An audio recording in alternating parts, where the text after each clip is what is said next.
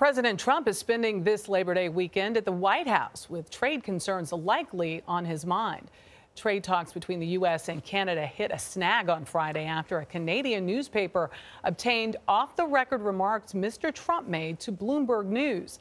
That raises doubts about the future of the 25-year-old North American free trade agreement. Paula Reid is at the White House. Paula, tell us all about it.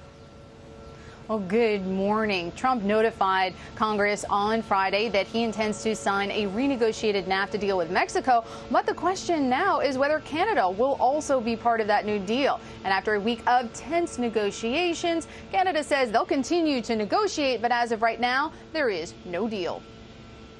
Canada's ripping us off.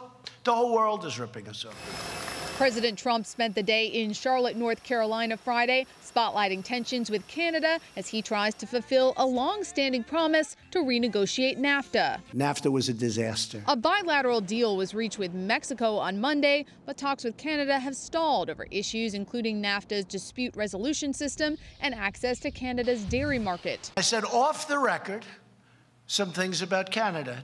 To make matters worse, the Toronto Star on Friday published some harsh words the president made during a Bloomberg News interview in which he said he would not compromise with Canada on a trade deal, but didn't want his comments published because, quote, it's going to be so insulting, they're not going to be able to make a deal.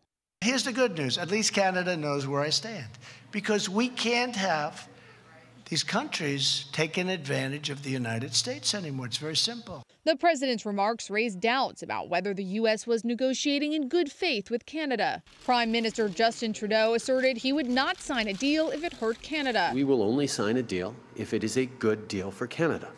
Again, no deal is better than a bad deal for Canada and for Canadians, and that's exactly what we are remaining firm on.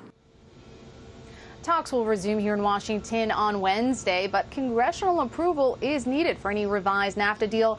And leaders of both parties have said that both Mexico and Canada must be part of any revised agreement. Elaine? Paula Reid at the White House. Thank you.